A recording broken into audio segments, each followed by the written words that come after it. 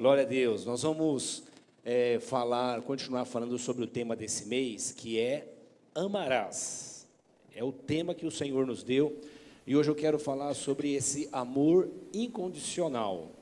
Essa palavra é uma palavra trabalhosa da gente lidar com ela, mesmo dentro das Escrituras, mas eu vou propor essa reflexão. O amarás como mandamento, nós já conversamos alguns dias atrás, temos conversado na semana, né? É um imperativo, é uma ordem de Deus. E como Deus não é um sacana, impondo sobre nós aquilo que nós, brincando conosco, nos dando ordens que nós não conseguimos cumprir, Ele não está brincando com a gente, mas Ele está nos ensinando. Nós aprendemos então que esse imperativo é um instrumento de Deus para nos ensinar coisas sobre nós mesmos. Dentre elas, que amar é uma decisão. Passa pelas nossas emoções, pelos nossos sentimentos, é química que acontece em nós, porque nós somos seres integrais, mas é uma decisão. E essa decisão, ela precisa começar a partir de alguém que está acima de nós, e não do nosso lado, mas acima de nós. Porque quando o amor, ele rola só a partir de quem está ao nosso lado, ele é muito semelhante a nós mesmos, ao que nós queremos. Então, ele tende a ser egoísta, autocentrado.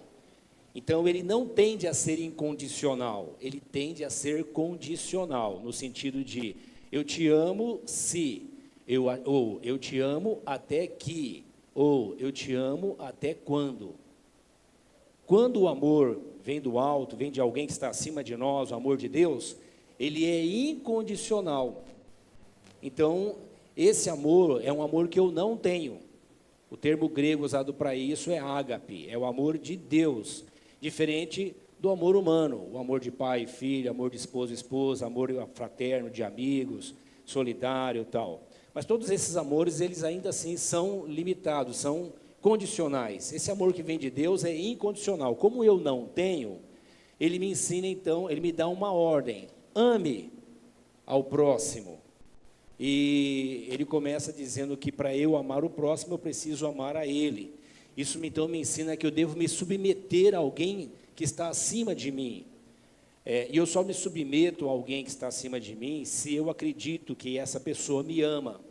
Então, quando eu olho para Deus como aquele que me deu a vida, me pôs na vida, me mantém na vida, eu tenho motivos para ser grato a Ele.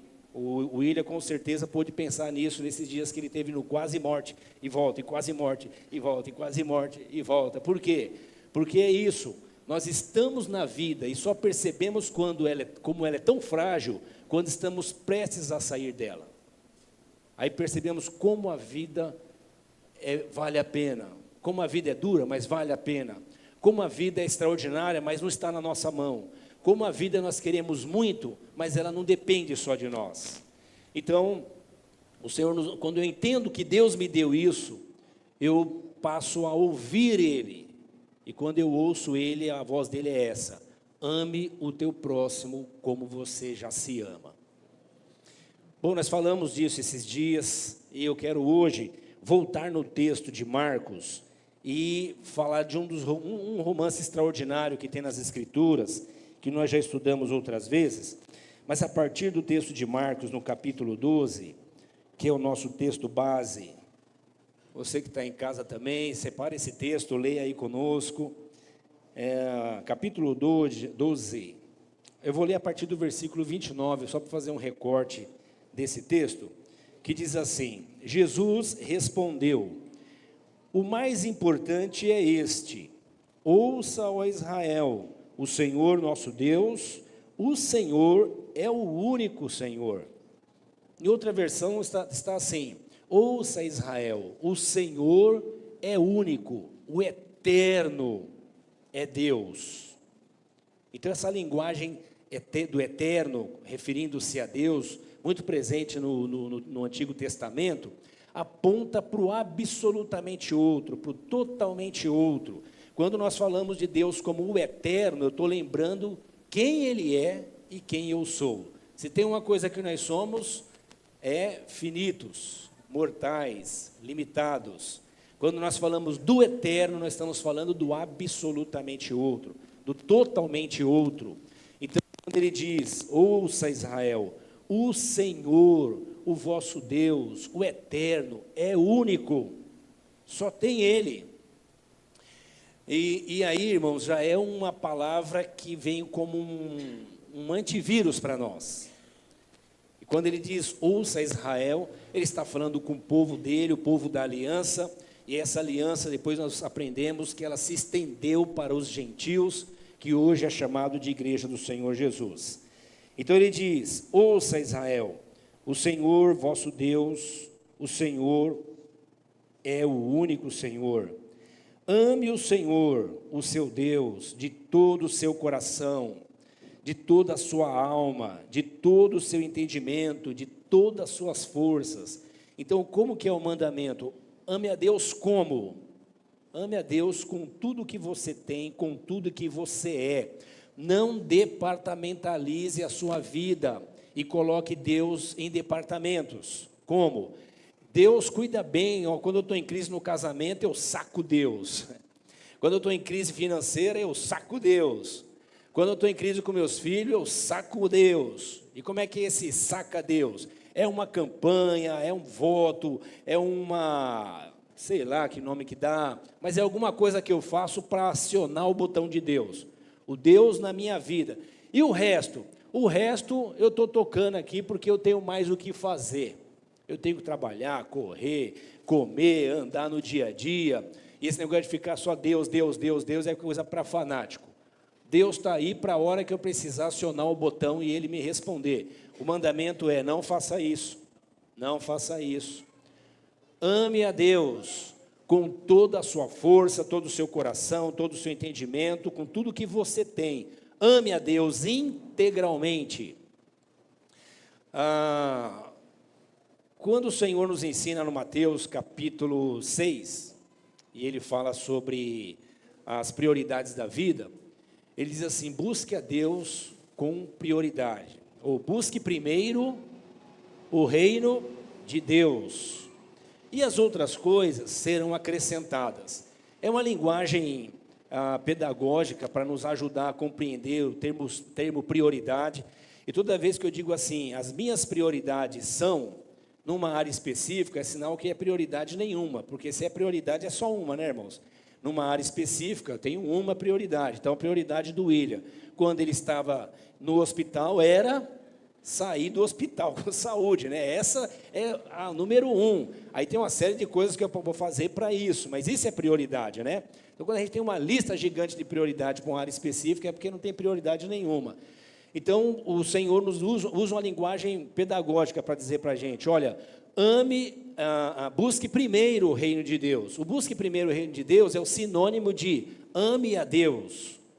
Então, como que nós amamos primeiro a Deus?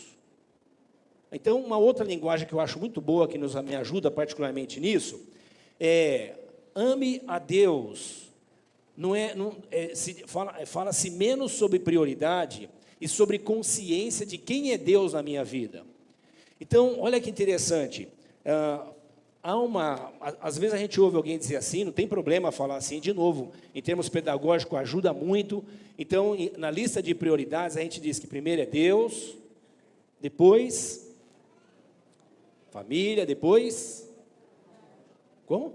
Trabalho, depois comunidade da fé ou a igreja, e depois outras coisas, né? Ok, mas olha que interessante, se na minha família está tudo bem, e eu estou em crise no trabalho, meu foco de prioridade vai para onde? Para o trabalho. E aí ele pode substituir Deus? Nessa linguagem pode ser que sim. Então tem um outro jeito que me ajuda bastante a lidar com isso, que é prioridade, são essas coisas que têm a ver com minha responsabilidade. Aí é família, vida comunitária na igreja, trabalho, saúde, relacionamentos, finanças, essas coisas são prioridades. E uma hora, cada vez, uma delas sinaliza para mim que precisa de mais atenção. Ora mais é a saúde, ora mais é a família, outra hora mais são os relacionamentos. E aí isso vira prioridade, eu dou atenção para isso. E Deus? Deus é onde eu existo. Deus é onde eu sou. Deus é o ar que eu respiro. Deus é onde eu existo.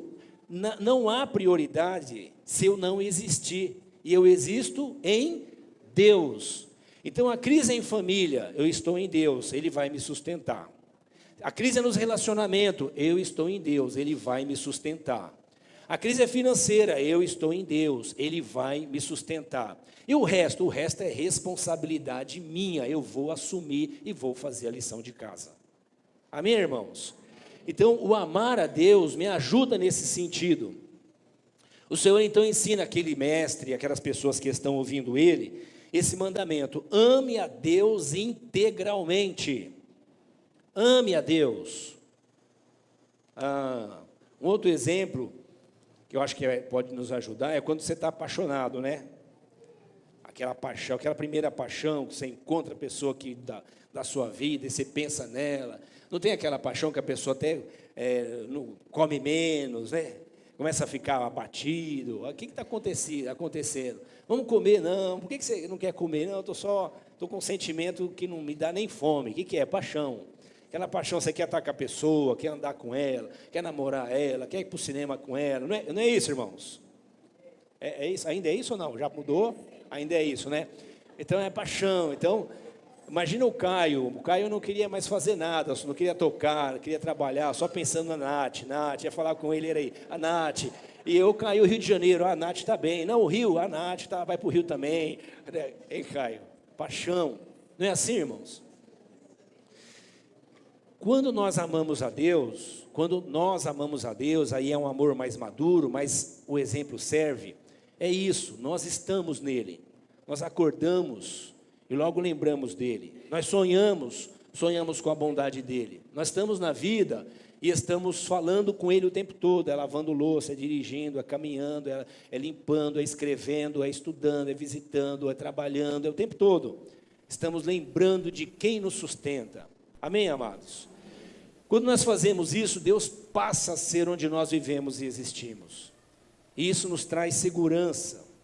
E isso é um sinal de que nós amamos a Deus. Isso é um sinal de que nós nos submetemos a Deus. Educação de filhos, relacionamentos, namoro, casamento. Como que a gente resolve essa parada? A pergunta não é o que as pessoas dizem, o que os mestres dizem, o que os gurus dizem, o que os influenciadores dizem. A pergunta é: o que o meu Senhor diz? O que o Senhor fala para mim sobre isso? Mas eu não conheço muito Bíblia. Então vai ler, procure o seu pastor, procure o presbítero da igreja, procure o líder do seu grupo, procure alguém que é mais maduro que você, pergunte para a pessoa, não, o que você acha disso? Pergunte o que as escrituras falam sobre isso, porque o que nos interessa é o que Deus pensa sobre os assuntos da vida humana. Já que nós nem entendemos assuntos sobre Deus, vamos entender os nossos assuntos a partir do que Deus diz. E o que Ele diz está nas Escrituras.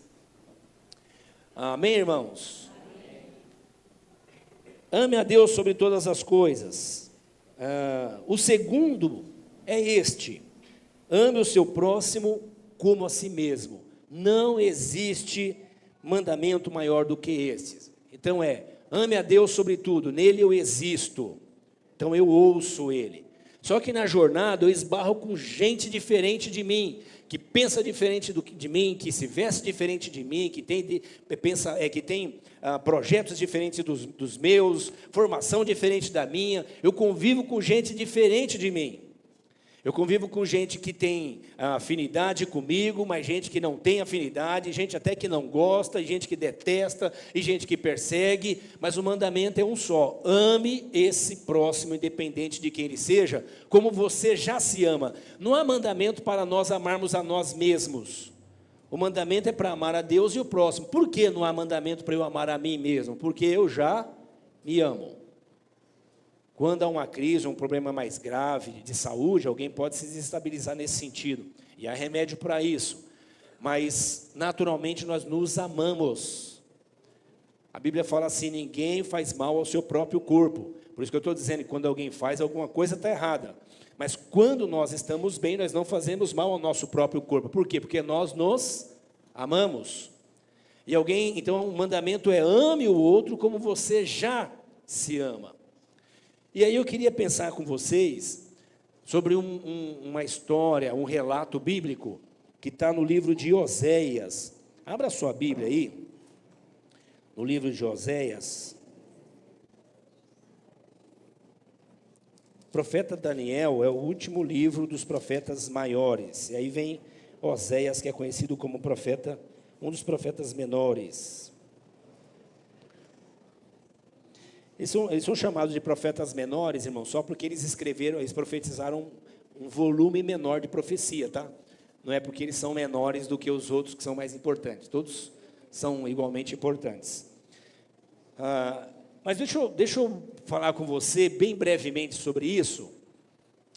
Oséias é um profeta de Deus. O Senhor chamou Oséias.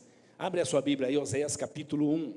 Então o Senhor chamou Oséias e deu uma ordem estranha para ele. A ordem estranha que Deus deu para Oséias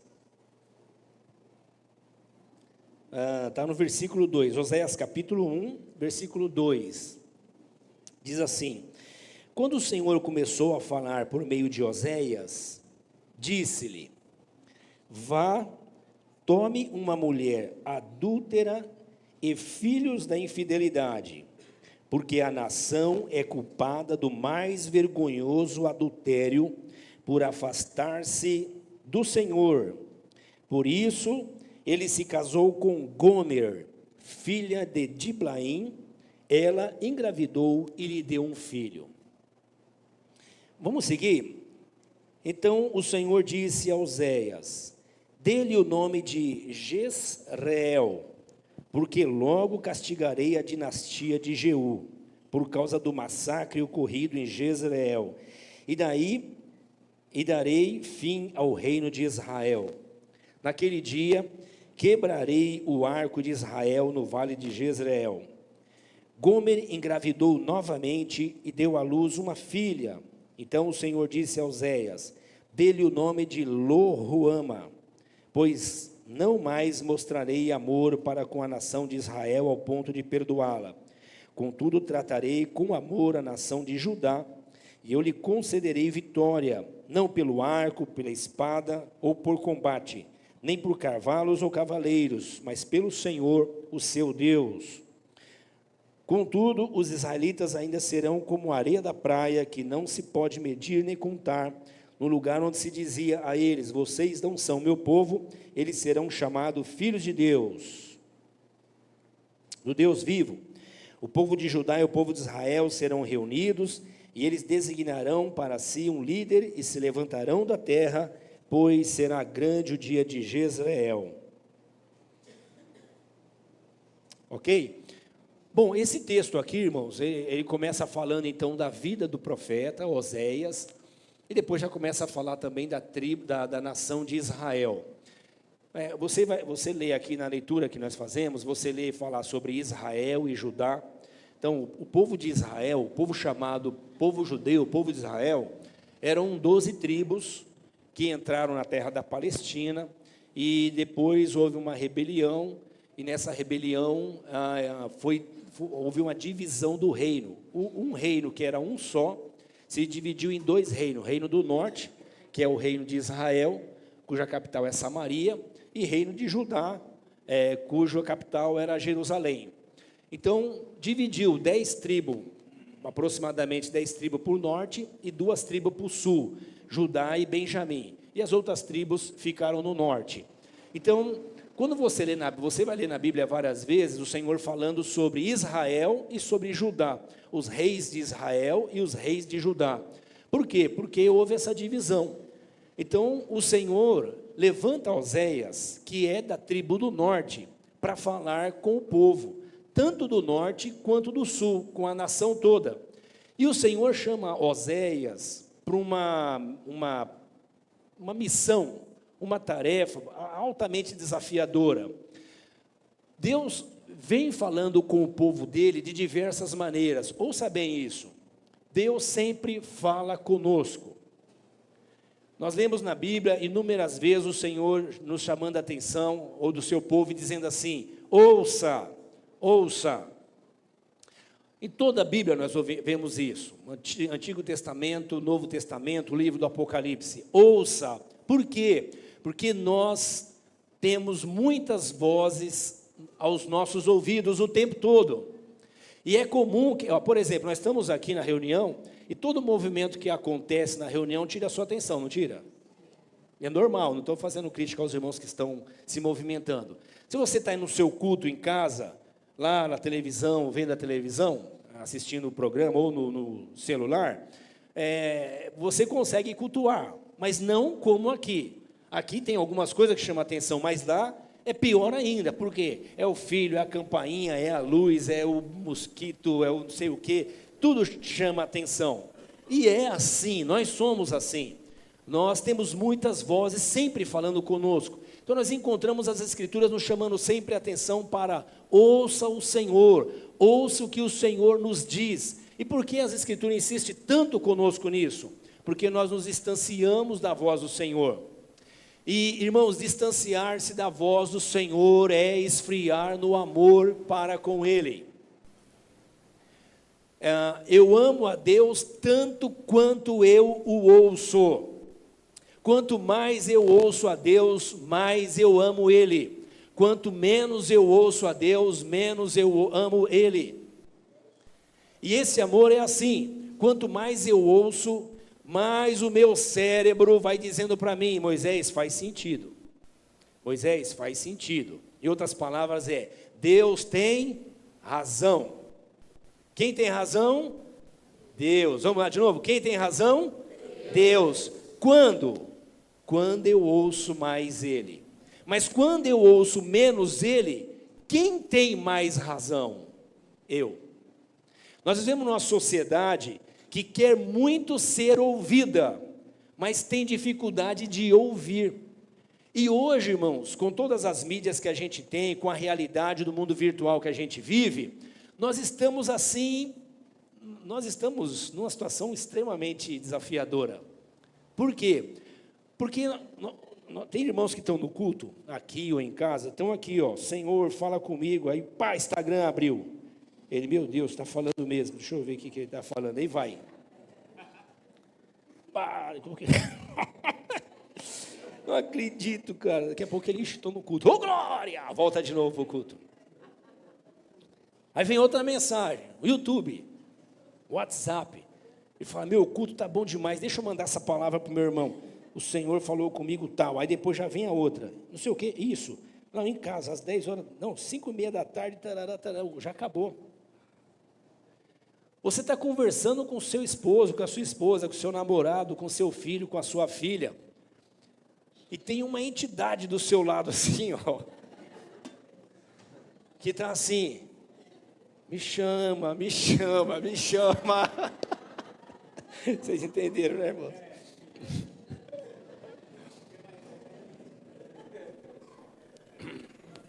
Oi? Quem é mais velho? Eu fico cantando umas músicas mais velhas aqui, estou achando que o pessoal sabe, irmão. Então tem uma entidade aqui do meu lado, e nós temos vozes o tempo todo querendo nos chamar. Mas ok, isso é a vida, é o dia a dia, o que eu posso fazer? Você pode ouvir o que o Senhor falou para Adão, falou para os profetas, falou para Oséias, falou para os discípulos, falou para a igreja do Apocalipse, e a voz foi essa: ouça, ouça, ouça. Se você não ouvir, o seu amor vai esfriar. A Bíblia nos fala do Apocalipse de uma igreja que, quando você lê sobre ela, quando Paulo escreve sobre ela, você fala, isso é a igreja que ama. A igreja de Éfeso, uma igreja extraordinária. Paulo escreve para Éfeso, ele mostra o amor da igreja, o amor intenso, o amor por próximos, solidariedade, fraternidade, ajuda, socorro, evangelização, ensino da palavra, doutrina, audição, ouvir a voz do Senhor. E quem ouve a voz do Senhor, fala do quê? Do Senhor, porque o coração fala, a boca fala, do que o coração está cheio. Você ouve muito. Gente, eu não estou falando aqui de fanático, crente chato, mala, que fica assim, versículo tal,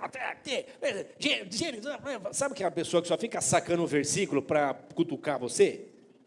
Não estou falando disso, estou falando de gente que respira o Evangelho e transmite o Evangelho igual Jesus. Jesus está andando na rua, está na praça, está com criança, está com adulto, está com adúltera, está com homem, está com gente boa, está com ladrão, e ele transpira Evangelho, ele só fala do Evangelho, ele transmite Evangelho. Por quê? Porque ele está cheio de Deus e vazio de religiosidade. Eu estou falando exatamente disso. Quando nós ouvimos a voz do Senhor, nós falamos do Senhor. E quando você fala do Senhor, você pode falar duramente dele, sobre ele. O que o William comentou aqui, deixa eu aproveitar a William, né? Quando eu comentei aquilo com o William, eu estou falando do que as Escrituras nos ensinam. E foi tanto que ele concordou, né, Will? Na hora ele fez um ar de bravo, depois ele escondeu o dedo, não sei porquê, a mão, não sei se ele quer me bater, calma, não sei se ele quer me bater. Depois ele, ó, vocês viajaram agora. Vocês viajaram. Aí o William ouviu e, enfim, depois ele comentou isso comigo. Poxa, pastor, o que o senhor falou lá fez... Por quê? Porque não é o que eu acho, é o que as Escrituras diz. E como é bom a gente compartilhar o Evangelho o tempo todo, irmãos. E o Evangelho, ele não é algo que eu saco para lançar sobre você. O Evangelho é um caminho que eu estou caminhando. E quando eu compartilho com você, eu só estou dizendo, olha, eu estou caminhando estou nessa pegada. E aí você compartilha com o outro, você vê o outro te vê, a gente se vê. E isso é o mandamento, ame o outro como você se ama. Você se coloca no lugar do outro. Então esse é o mandamento que o Senhor dá para o povo dele. Mas todas as vezes que o povo deixa de ouvir o mandamento que é ame a Deus, o que o povo passa a fazer? Ou ouve a si mesmo. Nesse livro, que eu não vou poder ler para vocês, eu gostaria que vocês lessem em casa, tem só 14 capítulos, é um livro apaixonante. Leiam ele sem pressa, leia ele um capítulo por dia, mastigue isso. Mas o Senhor fala para Oséias, imagine gente boa, pessoal, imagine um cara do bem, um cara de boa formação, um cara educado, um cara que ama a Deus, um cara que se dedica a Deus, gente boa, pode ser assim? Gente boa? Aí o Senhor está falando com o povo dele, mas o povo dele está resistente, não ouve a voz do Senhor. O Senhor então chama um homem chamado Oséias. O nome Oséias significa salvação, o Deus que salva. Oséias é uma retração do nome Yeshua, né? Oséias, Josué, Yeshua.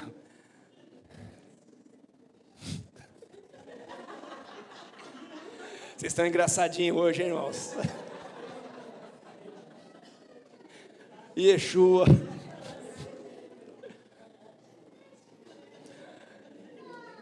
Esse nome é o nome do profeta. Deus está chamando o profeta. Olha, preste atenção. Deus, o escritor dos Hebreus fala assim, Deus falou aos homens e falou ao povo dele de muitas maneiras, de diversas formas, pelos profetas, mas ultimamente ele falou pelo Filho. Quem era o Filho? Jesus de Nazaré. Jesus, o Salvador. Jesus, o Deus que salva. Jesus, aquele veio trazer salvação. Deus estava falando com o povo dele no Antigo Testamento e o povo não ouvia. Ele chama um homem chamado Oséias. E agora Oséias vai encarnar a mensagem de Deus. Ele não vai só falar, ele vai encarnar a mensagem de Deus. Deus, quando quer falar, ele fala conosco de diversas maneiras, mas se tem um jeito que Deus fala que nos impacta, é quando nós encarnamos a mensagem dele. E nós, por exemplo, encontramos a partir de Jesus que só tem um jeito de servir a Deus, que é encarnando o Evangelho. senão nós nos tornaremos alguma coisa travestida de evangelho, parecido com o evangelho. E aí nós temos um monte de religião que é parecido, mas não é o evangelho de Jesus. Amém, irmãos? Então Oséias, ele vai agora encarnar a mensagem de Deus. E Deus diz assim para ele: Oséias, ouça bem. Imagine você, mamãe. As mamães então choram antes de falar isso. Os papais também, mas vamos lá. Seu filho que você formou, educou, ensinou ele a se preservar, se guardar para o casamento, temer a Deus, servir ao Senhor. E aí agora você tem uma mensagem para ele. A mensagem é: vai e se casa com uma mulher prostituta. Você faria isso com seu filho? Mas Deus quer falar com o povo dele. E quando Deus quer falar com a gente, Ele ensina a gente como Ele sabe do que Ele dá como mandamento. O mandamento é: ame a Deus e ame o seu próximo. E isso é difícil para nós. Então o Senhor vem nos ensinar o que é amar, nos colocando o mais próximo possível do amor que Ele tem por nós. E aí nós vamos aprender o que é amar a Deus e o que é amar o próximo. O Senhor fala com Oséias: case com uma mulher e tenha com ela filhos. Ele então se apaixona por uma mulher. Essa mulher deveria ser muito extraordinária. Ela pode ter uma série de comentários que você vai encontrar, mas ela pode ser uma prostituta cultual, enfim, mas era uma prostituta. Ele então casa com uma prostituta e tem 3 filhos com essa prostituta. Perdão, ele casa com essa prostituta e nascem 3 filhos. É possível que apenas um dos filhos seja dele. E os outros 2, filhos de quem? De qualquer outra pessoa, porque ela era uma prostituta. Ela, quando viu Oséias e o que Oséias representava para ela, ela se entregou para Oséias. Você imagina o Oséias com aquele olhar que eu falei para vocês, apaixonado. Não estou com vontade de comer, vou dormir e fico olhando, pensando: Gomer, Gomer, Gomer. Gomer da minha vida, Gomer meu sol, Gomer minha lua, Gomer meu tudo. E Deus mandou eu casar com ela, vai dar certo. E ele então casa com Gomer. E tem um filho. E o primeiro filho que ele tem é uma palavra de Deus falando para que aquele... põe o nome nesse filho de Jezreel. O segundo é Loruama. É uma mulher. E o terceiro Loami. Loruama significa... o Jezreel é semeado. É o que foi semeado. É aquele que recebeu semeadura. O segundo nome é não amada. É uma menina, não amada. E o terceiro nome é não meu povo. Então, o primeiro nome, a primeira criança que nasce, que provavelmente é de Oséias, recebe esse nome de... é uma semeadura que eu fiz. É um povo meu. É um povo chamado. Mas também é um povo rebelde. O segundo filho que ela tem, a segunda filha, provavelmente não é filha de Oséias. Então, aquele homem que se dedicou àquela mulher, começa a ter como retribuição a esse amor dedicado, traição. Presta atenção aqui, irmãos, imagine aquele homem em casa, cuidando das coisas, preocupado com a vida, e a mulher chega tarde da noite. Não tem hora para chegar, não sai do WhatsApp, tem senha no celular dela. O Oséias quer pegar o celular dela, ela: não, que é isso? Respeita a minha liberdade. Nós somos casados, mas nem assim, a gente vai para a cama junto, mas celular ninguém toca. Imagina o Oséias preocupado com ela, que ela vai chegar tarde, e quando ela chega, fala: amor, onde você estava? Ué, agora você manda em mim? Agora você é meu dono? Eu sou livre. Você imagina o Oséias cuidando do primeiro filho, Jezreel, que tem a mensagem de Deus. Olha, é o meu povo, mas é um povo rebelde. Ele sabe que ele está encarnando uma mensagem, que aquele filho é uma mensagem para ele e para a nação de Judá e de Israel. O Senhor fala para ele ter mais um filho, e aí a mulher engravida. Só que essa filha, que é a Loruama, significa não amada. E por que ela é não amada? Ô, Oséias, põe um nome na filha que nasceu de não amada. Por quê? Não é a filha dele. E imagina o nome, você colocar o nome da sua filha, né? Vem aqui, não amada. Vem aqui, filha da traição. E não é força de expressão. Deus está fazendo uma marca na vida de Oséias. Deus está sangrando o coração de Oséias. Deus está ferindo a mente de Oséias. Porque Oséias representa a salvação de Deus. E ele tem uma mensagem para o povo que Deus ama. E essa mensagem precisa impactar, porque Judá e Israel está ocupado demais ouvindo outras vozes. E tem dificuldade de ouvir o Senhor. O Oséias, ele então tem mais uma filha com essa mulher, mais uma filha.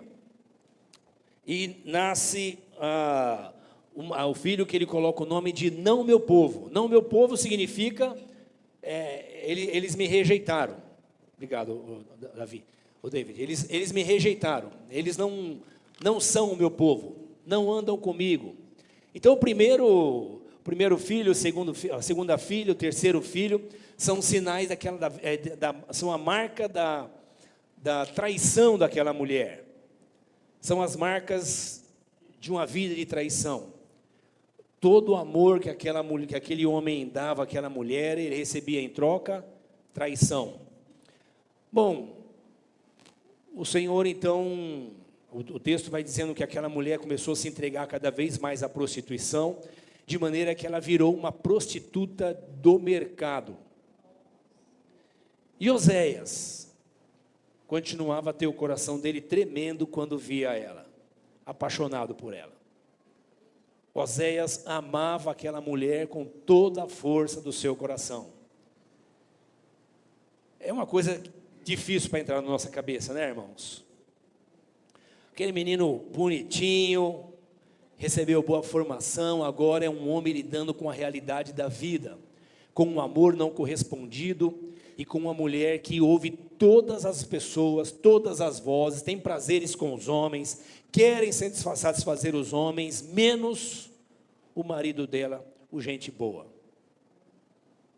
Bom, aquela mulher então se entrega a tal ponto à vida de prostituição, que ela perde a identidade dela e vai ser vendida no mercado. Ela se afasta da família e ela vai ser vendida no mercado. Isso era a prática daquela época. Era uma prostituta, talvez aconteceu alguma coisa, ela virou objeto de alguém, então alguém colocou ela no mercado para vender. E lá está Gomer, aquela Gomer maravilhosa, poderosa, parecendo uma rosa, quando encontrou Oséias, agora está definhada, está desfigurada, está acabada. Ela agora é fruto, ela é um testemunho vivo, ela é um testemunho ambulante. Como Oséias é um testemunho de quem ama e não tem reciprocidade no amor, ela é o testemunho ambulante de quem não ama ou apenas se entrega aos amores humanos. Paixão, prazer, liberdade, não limites. Fidelidade para quê? Fidelidade para quem? Cada um é dono de si, cada um busca a sua felicidade como quiser, quando quiser, onde quiser, a que preço for. Eu quero ter filho com quem eu quiser, eu não quero ter rabo preso com ninguém, eu não quero ter compromisso com ninguém. Parece que a Gomer, naquela época, é a Gomer pós-moderna do século 21. Uma mulher descoladíssima, que estou nem aí para ninguém. Eu sei das minhas vontades, dos meus direitos, das minhas liberdades. Eu quero é viver. Só que ela desfruta, e eu estou falando da Gomer como mulher, mas ela representa a humanidade, homens e mulheres. Então agora ela está sendo vendida como um objeto, uma coisa. Ela não é mais uma mulher, agora ela é uma coisa. O Oséias sabe que Gomer está no mercado. O que Oséias faz? Deixa os filhos em casa e vai no mercado. E chega lá no mercado, ele dá a maior oferta por Gomer.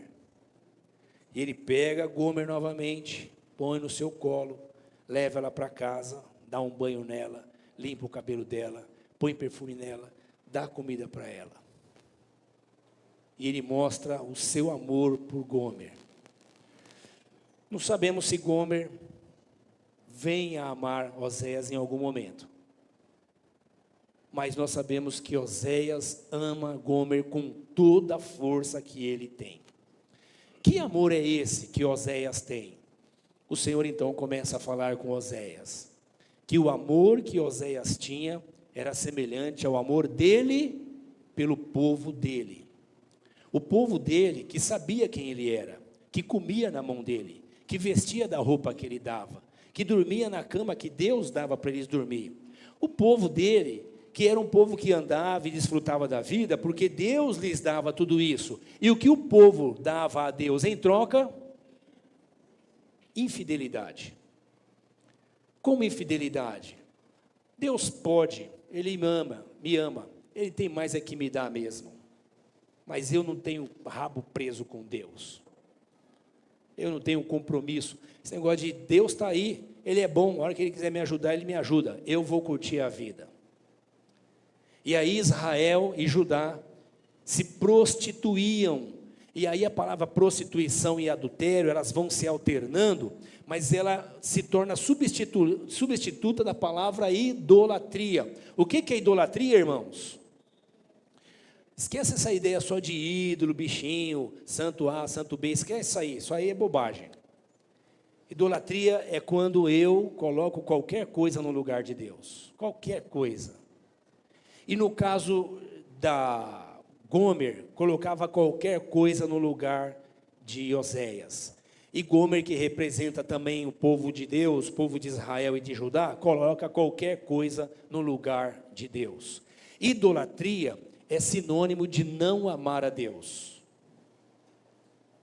E aí o que o Senhor diz para o Oséias é o seguinte: Oséias, o meu povo, povo de quem? Povo de Deus, está sendo destruído, porque lhe falta conhecimento. E o que é conhecimento? Lembra aqueles textos que você lê no Antigo Testamento? E Adão conheceu a Eva. O que é conheceu a Eva? Eles se juntaram como homem e mulher. Eles se uniram como homem e mulher. Conhecer tem a ver com intimidade. Conhecer tem a ver com fusão. Conhecer tem a ver com se entregar para o outro. Então o texto diz assim: o meu povo está sendo destruído porque lhe falta relacionamento, intimidade comigo. Falta andar comigo. Eles vêm e comem na minha mão, é como se Deus fosse um mercado, é como se Deus fosse um açougue, é como se Deus fosse um hospital, é como se Deus fosse um asilo, é como se Deus fosse qualquer coisa, menos alguém para se relacionar. Menos alguém para andar junto, para ouvir, para viver, para ter como o lugar onde nós existimos. Israel trocava Deus por qualquer barril de vinho, por qualquer barril de azeite, por qualquer punhado de trigo. Israel trocava Deus por qualquer provisão que estivesse à mão. E não reconhecia o que Deus lhes dava, todos os dias. Bom, o Senhor ama Israel. E como eu falei para vocês que eu não vou conseguir ler esse livro para vocês, deixa eu ler só um texto. No capítulo 2, versículo 14, Deus fala o que vai fazer com o povo dele. E antes de ler, deixa eu te explicar uma coisa. Nós nos achamos donos dos nossos narizes. nós achamos que sabemos muito da vida.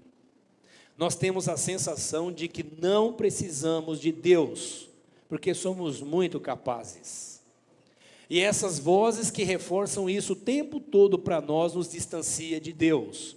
Pode nos aproximar da religião, pode nos aproximar do que a gente chama de igreja, muito equivocadamente. Eu vou para a igreja, eu vou para a igreja. Na igreja não se vai, ou você é ou você não é. O máximo que você vai é ir para o culto, é ir congregar.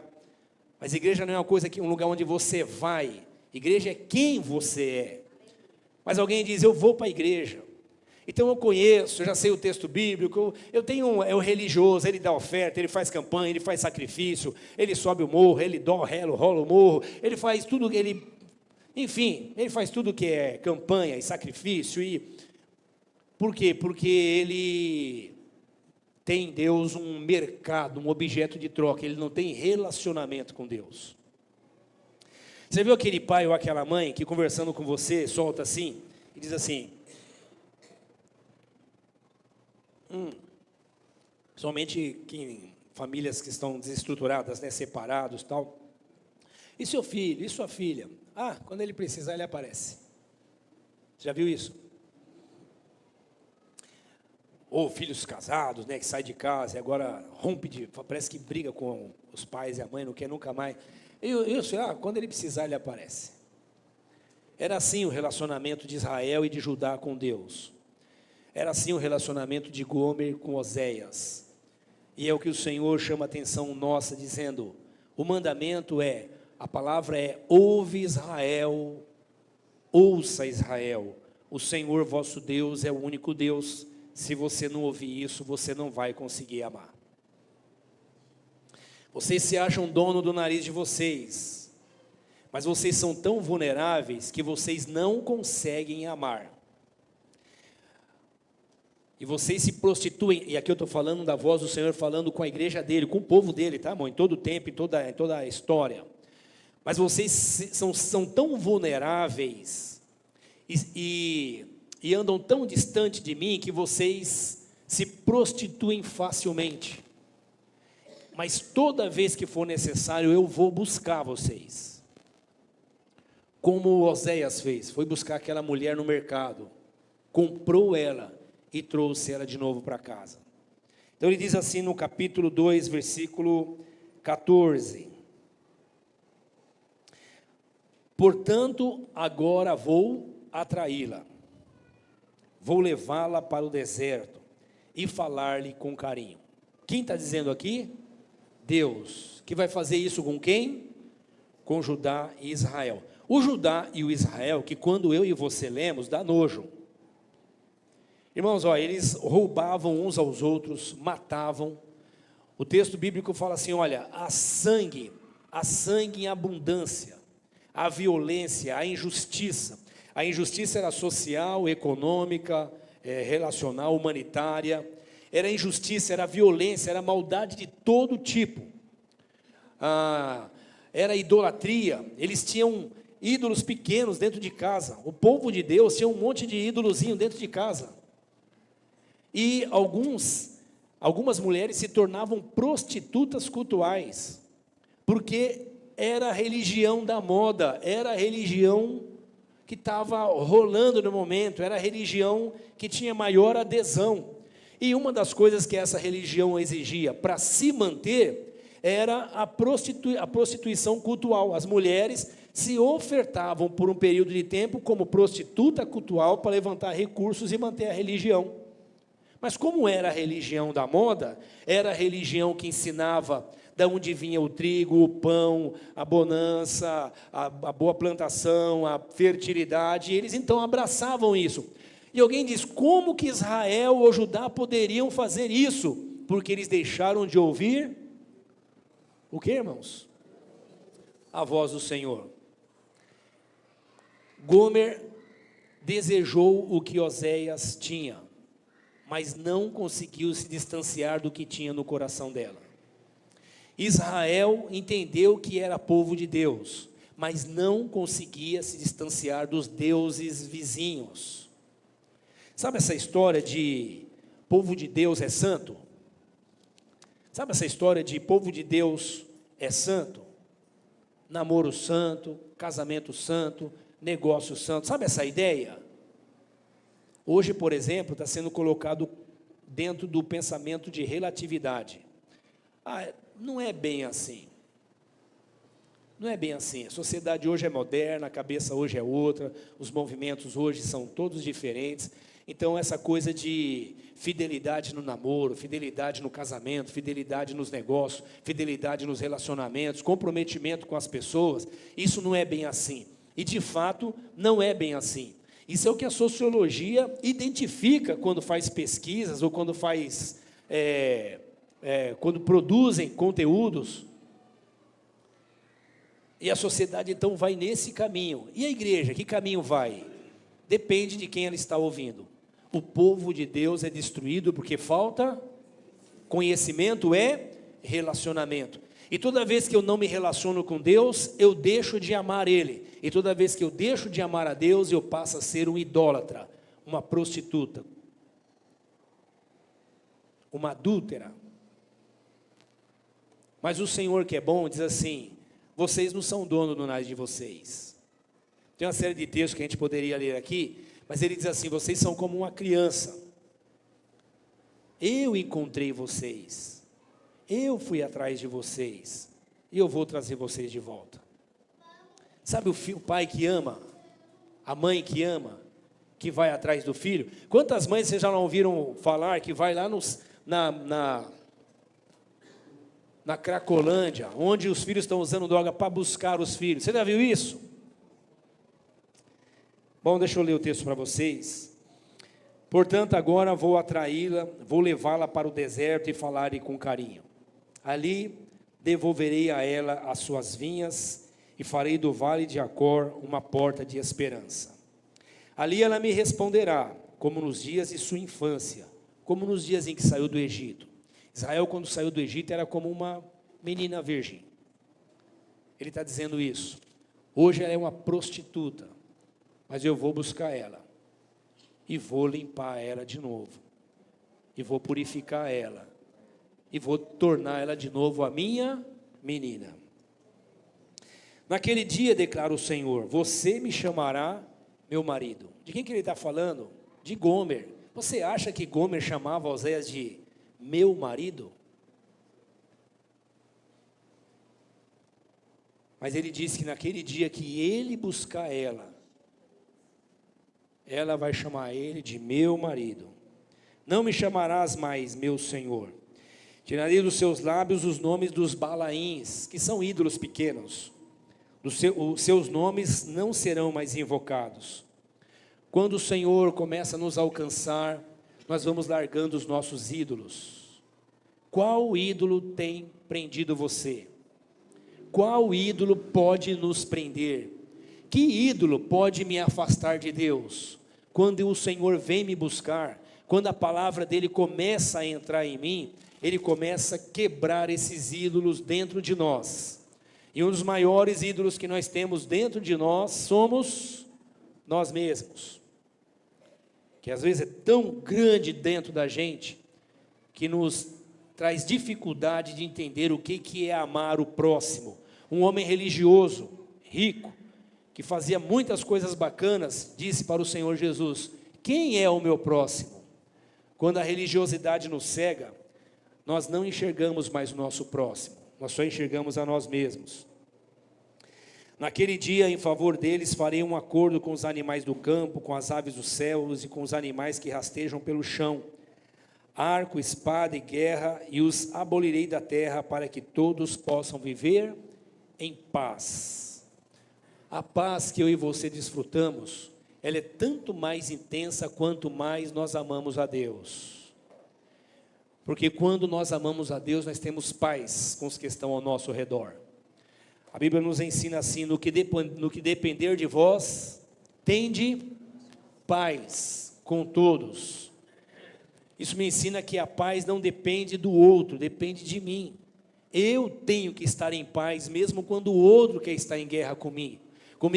E se ele quer estar em guerra, o problema é dele. Eu tenho que estar em paz. Mas eu tenho paz quando eu amo a Deus. Eu consigo olhar para o meu inimigo e orar por ele. Ouvir a Deus é perceber o quanto Deus nos ama. Oséias, quando vive com uma mulher que lhe trai continuamente, ele sente na pele o que é ser rejeitado. Ele se coloca no lugar de Deus e Deus ensina a ele o que é se colocar no lugar do outro. Ame a Deus sobre todas as coisas e o próximo como a si mesmo. Como é difícil se colocar no lugar do próximo. É mais fácil eu e você arrumarmos justificativas para definir, ou na nossa alta sabedoria, dizer por que o próximo está do jeito que está. O mandamento não é esse, o mandamento é: se coloque no lugar do próximo. Como isso é difícil. Mas sabe o que Deus faz quando a idolatria em nós está tão grande que nós já não reconhecemos o próximo? Ele nos põe no lugar do próximo. E nós sentimos na pele o que o outro está passando.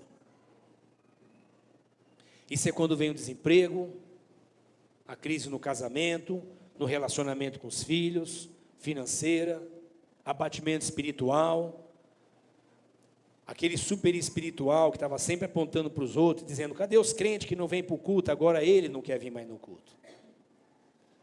Quando ele ouve o pastor ou a pregação, ao invés de arder no coração dele, ele quer fugir, ou não faz nenhum sentido. Quando nós nos sentimos dono do nosso nariz, e vocês estão entendendo o que eu estou dizendo? Nós nos afastamos da voz do Senhor, o nosso amor diminui, e isso afeta toda a nossa vida. O Senhor nos chama para ouvir a sua voz. Ouça, Israel, o Senhor vosso Deus, o eterno, é o único Deus. Ouça Ele e você vai conseguir amar o próximo. Amar o próximo é resolver bastante problema dentro de casa. Amar o próximo é resolver bastante problemas dentro do trabalho. Amar o próximo é resolver bastante problemas na sociedade. Amar o próximo é assumir a responsabilidade que é nossa e pormos em prática aquilo que o Senhor nos ensina, mesmo quando a sociedade desdenha do que você está fazendo, porque você está ouvindo a voz do Senhor, e isso nos traz saúde. Israel, irmãos, a tribo do norte, não ouviu o Senhor. Hoje não existe mais Israel, a tribo do norte. Acabou. É chamado de as tribos perdidas de Israel. Hoje só existe Judá e Benjamim. E o que nós conhecemos hoje como judeu, que é o que a gente chama de judeu, são os descendentes de Judá. Por quê? Porque eles ouviram e se arrependeram. O ama a Deus não é uma sugestão de Deus para nós, é um mandamento. Israel não deixou de ser povo de Deus porque não obedeceu, mas foi destruído. Deus se compromete com ele, e por causa dele, ele salva o seu povo. Mas o povo que não ama a Deus, sofre duramente até perecer, por não obedecer à voz do Senhor. E o povo de Deus foi destruído porque faltou relacionamento com Deus. Amém, irmãos? Não puxe uma carteirinha de crente para dar carteirada na vida e dizer: Deus é comigo e vai dar tudo certo. Isso é musiquinha bacana para vender CD. Vai dar tudo certo. Isso é musiquinha para vender música. Não dá certo. E você vê gente que Deus chamou, que Deus amou, morrendo das maneiras mais violentas, mais tristes, na cadeia, abandonado, sem esposa, sem marido, longe dos pais, em rebelião, mas foi chamado por Deus. É de Deus. E passa a vida na míngua, porque não ouve a voz do Senhor dizendo: Israel, ouça a minha voz, eu amo vocês. Me ouvir é me amar, amar a Deus é receber o favor dele sobre nós. Amém, irmãos? Vamos orar? Amarás é um mandamento. Vamos seguir essa semana pensando sobre isso. Ore comigo. Pai, em nome de Jesus, nós te louvamos pelo seu amor por nós. Nós hoje nos reunimos aqui em torno da mesa para celebrar o teu amor. O teu amor que nos alcançou, como o amor de Oséias que alcançou a Gomer. Nós estávamos perdidos e muitas vezes nos tornamos a nos perder, nos afastando da sua voz, nos afastando da sua palavra, nos encantando com novos amores, nos encantando com novas vozes. Mas o Senhor nos alcançou, o Senhor se fez gente e veio viver como nós, e nos ensinar que o Senhor sabe o que é se colocar no lugar do outro. Hoje o Senhor certamente nos convence disso. O Senhor sabe o que é amar, o que é perder, o que é ver quem nós amamos partir, o que é passar fome, o que é passar frio, o que é ser abandonado, o que é viver em solidão, o que é ser traído, o que é não ter amigos, o que é buscar amigos. O Senhor sabe nos ensinar isso, e nós sabemos que o Senhor vivenciou isso entre nós. Hoje nós nos reunimos à mesa, Senhor, para lembrar a tua palavra que nos diz: um novo mandamento vos dou. Nós queremos amá-lo, Senhor, e amar aos que estão em nosso redor como o Senhor nos amou, entregando-se a si mesmo por nós. Senhor, que esse amor venha encher a nossa mente, nossos ouvidos, nosso coração. Que esse amor nos sirva como filtros para as vozes que estão ao nosso redor. Que esse amor nos lembre que o Senhor é Pai, que cuida dos seus filhos, que busca os amores distantes e os traz novamente, Senhor, para a comunhão contigo. Nós te louvamos porque estamos em tuas mãos, Senhor, e nas tuas mãos estamos seguros. Nós te louvamos porque enquanto estamos em tuas mãos, ouvimos a tua voz, nos lembrando que o Senhor nos ama com amor incondicional. O Senhor nos ama apesar de nós, apesar de sermos quem somos, apesar de reagirmos como reagimos. O Senhor nos ama e nós te louvamos por isso. Eu oro nesse momento sobre a vida do teu filho e da tua filha que está aqui, Senhor, daquele que está em casa, nos ouvindo em algum lugar, e que tem se distanciado do Senhor, porque tem ouvido vozes, e tem sentido o seu amor esfriar-se, como a igreja de Éfeso, como nós lemos no Apocalipse, Senhor. E o Senhor chama essa igreja para voltar ao primeiro amor, às primeiras obras. Senhor, nós te louvamos porque a tua voz tem nos falado. Abra os nossos olhos, nossos ouvidos, e nos ensine a amar, Senhor. Ajuda-nos, Senhor, a aplicar esse amor dentro de casa. Ajuda-nos, ó Deus, a nos despirmos do discurso religioso. Ajuda-nos, ó Senhor, a nos exercitar, colocar-nos no lugar do outro. Ajuda-nos, ó Senhor, com a sua misericórdia, como o Senhor fez, como Oséias fez com Gomer, como o Senhor fez com Judá. Age em nós para a glória do teu nome. Que o teu Espírito continue nos falando, Senhor, e dando graça a esse irmão e essa irmã a se libertar dos seus ídolos e se sujeitar à sua voz. Ensina-nos a amar, Pai, em nome de Jesus.